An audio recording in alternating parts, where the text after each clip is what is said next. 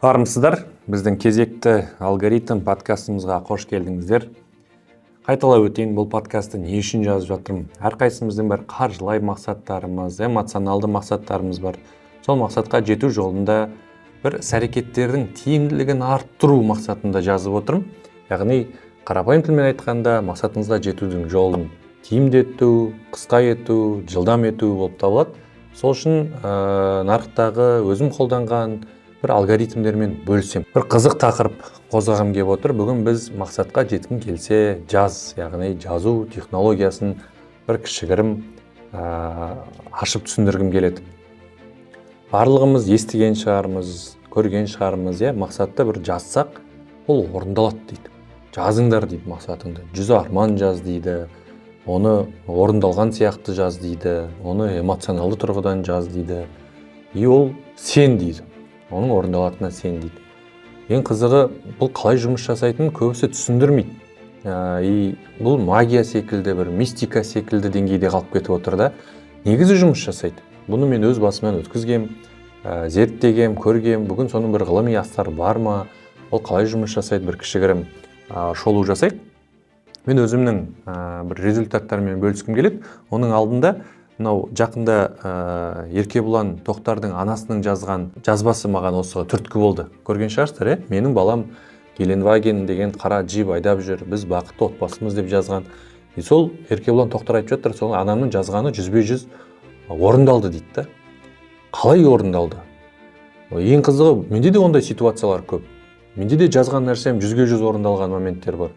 Мен таңғаламын, бұл қалай жұмыс жасайды деп. Соны бүгін бір кішігірім түсіндіргім келеді. Ең алғаш мен карантин кезінде жазған болатын. Ол кезде табыс жоқ, жұмыс жоқ, кәсіп тоқтаған кез, енді барлықтарыңызға таныс кез деп ойлаймын. Сол кезде бір армандап жазғам. Қаламымды алып, ақ парағымды алып, мен мықты кәсіпкермін, менің үлкен офисім бар, менің үлкен командам бар, офисім тауға қарап тұрады. Мен Camry 70 автокөлігін салоннан алдым. Мен айына осындай қанша сол кезде 3 миллион теңге табыс тауып жатырмын деп. Ал мен үшін 3 миллион теңге деген ол көп ақша болады. Мен жылына 3 миллион теңге тапсам, күшті деп ойлайтынмын. Бірақ мен айына 3 миллион теңге тауып жатырмын деп жазыппын. Ең қызығы, ол жазбамды мен жоғалтып алып, ұмытып кетем, есімнен шығып кетеді. Бір ортаға уақыт салғаннан кейін, карантиннен шыққаннан кейін бір кәсіп бастап кетеміз. Қарасам, астымда Camry 75 автокөлігін жақында салоннан алғам. Үлкен 400 квадраттық офисіміз бар, 70 адам жұмыс жасап жатыр. Айына 3 емес, қателеспесем 10 миллион теңге табыс тауып жатырмын. Сол кезде жазған мақсатым есіме түседі. Мынау жұмыс жасайды екен ғой деп. Сосын тағы да жазам. Екінші рет сәл күрделендіріп, қиындатып, бір қол жетпес нәрселерді жазып көрейінші деп жазам.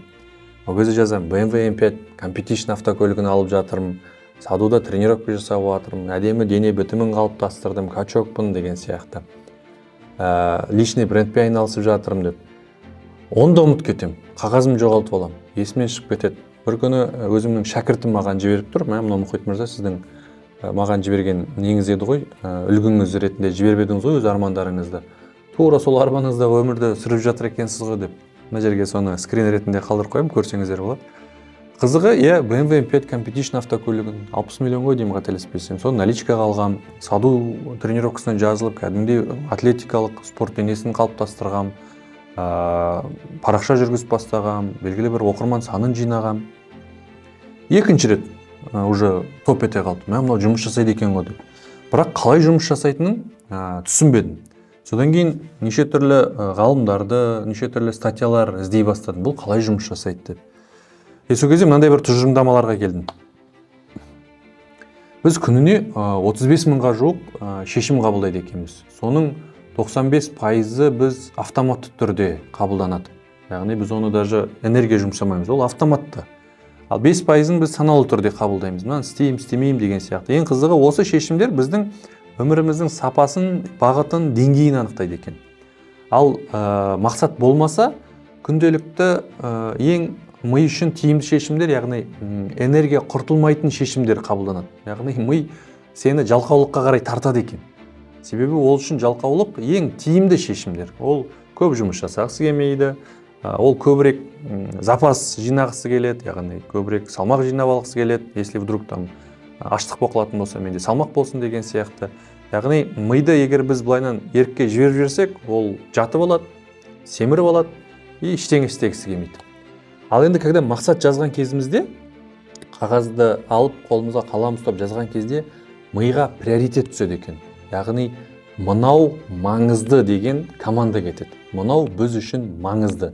И осы жерде жаңағы 35 000 шешімнің ортасына фильтр түседі. Фильтр дегенді білеміз, тек қана керек нәрселер ғана астына өтеді, керек емес нәрсені ұстап қалады. Яғни мақсат айқындалған кезде мынау сүзгіден тек осы мақсатқа жеткізетін ғана іс-әрекеттер мен шешімдер қалады екен. Яғни біздің мақсат жазуымыз ол күнделікті шешімдеріміздің бір сүзгісін, фильтрін қалыптастырады екен. Енді осы жерде мақсат жазудың қандай технологиясы бар деген бір әдемі сұрақ шығады. Брайан Трейси айтады, күніне 10 мақсатты жазсаң, соны 90 күн бойы үзбей жазсаң, мен саған 100% гарантия беремін, ол орындалады дейді. Мен таң қалдым, қалай жұмыс жасайды? Яғни 90 күн бойы сен үзбей жазсаң, бұл мына жерге приоритетність береді екен, маңыздылық береді. И ол әрине магиялық, жаңағыдай мистикалық нәрсемен орындалып кетпейді. Сенің күнделікті қабылданатын шешімдерің мен іс-әрекеттерің өзгереді. Сен оны байқамайсың, градиент өзгереді. Градиент дегеніміз күнделікті өлшем бірліктерсіз қарайтын болсақ, ешқандай өзгеріс болмай жатқан сияқты сезім болады, бірақ негізі колоссальный өзгерістер пайда болып отыр. Мысалы, сен уже таңертең жаңағыдай ертерек тұрып бастадың, сен бірақ байқамайсың оның эффектісін. Қант жемей бастадың, сен оны байқамайсың, бірақ оның эффектісі орасан зор. Қаржылай есептеріңді есептеп, шығындарыңды қарап жүрсің, сен оны байқамайсың, бірақ оның эффектісі зор. Сондай бір мини шешімдердің жиынтығы үлкен атомдық результатқа алып келеді екен да. Осы жерден оны қалай жазамыз? Мен өзім әртүрлі источниктарды алдым да, мынандай бір майндхак деген технологияға біріктірдім. Біріншіден, біз мақсат жазған кезде бұны фрирайтинг форматында жазамыз. Фрирайтинг формат деген, яғни ерікті, фрирайтинг деп атайды тұр ғой, ерікті форматта қолға аламыз, миымыз не айтып отыр, соны үзіп жазып отырамыз. Екінші, біз бұны 3 айлық фильтрмен қараймыз. Яғни мен 1 жылдық мақсатым бөлек, ал майндхакта мен 3 айлыққа фокус қоямын. Осы 3 айда маған не маңызды? 3 айда мен қандай мақсаттарға жеткім келеді? Онан кейін үшінші маңызды нәрсе сипаттап жазамыз. Яғни эмоционалды тұрғыдан сипаттау өте маңызды. Енді сипаттау не үшін маңызды деген нәрсені түсіндіргім келеді.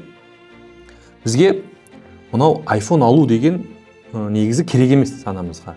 Бізге бұл iPhone-ды алғаннан кейінгі сезім маңызды. Себебі сол сезім арқылы біз белгілі бір бақыт гормондарын сезінеміз, жаңағы дофамин, серотонин, оцитоцин деп сол гормондарды сезіну бізге маңызды болып тұр. Сондықтан бізге мынау заттың өзі емес, заттың беретін сезімі маңызды. Осы жерде маркетологтар бұны жақсы түсініп алғанда, бұлар затты рекламаламайды, байқадыңыздар ма? Заттың беретін сезімін жарнамалайды. Инновация, өзіңді басқалардан ерекше болғың келсе iPhone ал деген секілді. BMW-да дерзкий бол, ерекшелен, басқаларға ұқсама деген секілді жарнама жасалынады. Яғни маркетологтар заттың өзін емес, заттың беретін сезімін, сізге беретін сезімін жарнама жасайды. Тура сол секілді ақыры ол нәрсе жұмыс жасайды екен, біз мақсат қойған кезде заттың өзіне емес, заттың беретін сезіміне фокус қоямыз да, соны сипаттап жазамыз. Яғни мен үй алдым емес, менің үй алғаннан кейінгі сезім маңызды. Маған ол бәлкім ол қауіпсіздік сезімі үшін керек шығар, немесе бір мақтаныш сезімін сезіну үшін керек шығар. Сол сезімді өзіңіз үшін айқындаңыз. Үй алудағы басты мақсатыңыз не? Қандай сезім сезінгіңіз келеді? Көлік алудағы басты мақсатыңыз не? Қандай сезім сезінгіңіз келеді? Табыс табудағы басты мақсатыңыз не? Қандай сезім сезінгіңіз келеді? Енді осыны бір күндік отчет форматында жазасыз. Яғни мен таңертең 6-да тұрдым, ерекше жаңағыдай сезіммен, ұйқым қанып, өзімнің осындай бөлмемде, осындай обоймен, осындай жиһазбен жабдықталған жерде өзімді бір күшті қауіпсіздік сезіммен сезіндім. Көлігіме отырып өзімді ерекше дерзкий сезіндім деген секілді сезіммен сипаттаңыз. Себебі миға мынау эмоция маңыздырақ. Бұны қалай жазамыз? Күнде жазамыз ба? Или айына жазамыз, аптасына жазамыз ба? Мен енді бұл жерде өзім қалай жасаймын, соны айтайын. Мен күнде таңертең ерте тұрғаннан кейін бір сағат серуенге шығамын. Не үшін серуенге шығамын? Серуенде бүкіл эмоционалдық фон төменге түседі.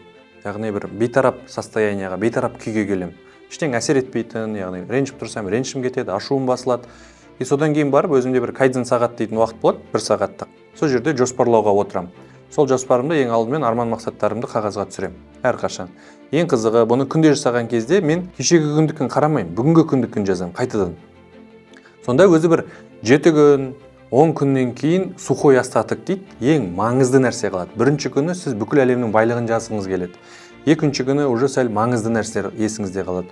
Үшінші, төртінші, бесінші, жетінші күні тек сізге керек маңызды нәрсе қалады. Ол дәл қазір сізге маңызды үй болуы мүмкін, немесе табысыңызға маңызды бір мақсат болуы мүмкін. Сол секілді керек емес мақсаттар әзірге энергияңыз жемейді, тек қана сол соңғы сухой остатокқа біз жұмыс жасап бастаймыз. Бұл сонда бір кішігірім қорытындылайтын болсақ, сонда мақсатты біз 3 айлық фильтрмен жазамыз. Мақсатымызды сол күндік 3 айдан кейінгі есеп беру форматында фрирайтинг форматпен жазамыз, және оны барынша сипаттап эмоционалды тұрғыдан жазамыз, и бұны күнделікті кешегі күннің мақсатын қайта оқымай, күнделікті қайтадан жаңартып отырамыз. Жаңартып отырамыз деген сөз, мына күні басқа мақсат, мына күні басқа мақсат емес. Мына күні есіңізде не қалды, соны жазасыз. Ертесі күні есіңізде не қалды, соны жазасыз. Сөйтіп жасаған кезде бір 7-10 күннен кейін ең маңызды сухой остаток қалады. Бұл менің қазіргі қолданып жүрген мақсат жазу технологиям, алгоритмім, осымен жұмыс жасаймын, осыны шәкірттеріме үйретемін. Бұның қазір енді тиімділігі өзіңіз көрсеткенімдегідей жазған нәрсе мен алған қалаумен бірге бір орындалып жатыр. Сондықтан міндетті түрде бұны өзіңіздің өміріңізге сіңіріңіздер.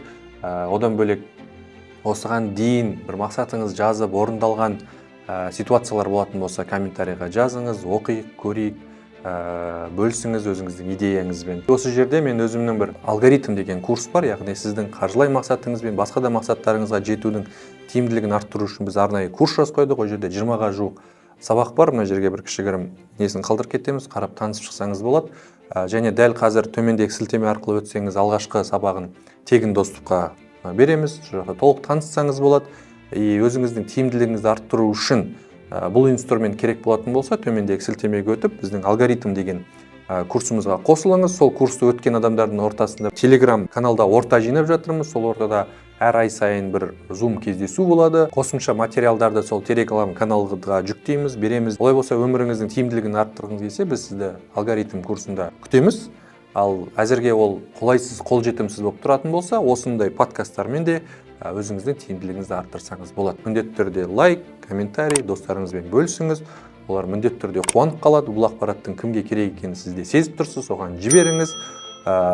И өзіңіздің кішігірім тұжырымдамаларыңызбен, пікірлеріңізбен бөлісіңіздер. Және келесі тақырыптарда қандай тақырып сіздерге қызық, соны да пікірге жаза кетіңіздер. Олай болса, мен сіздерді келесі алгоритм подкастында күтемін.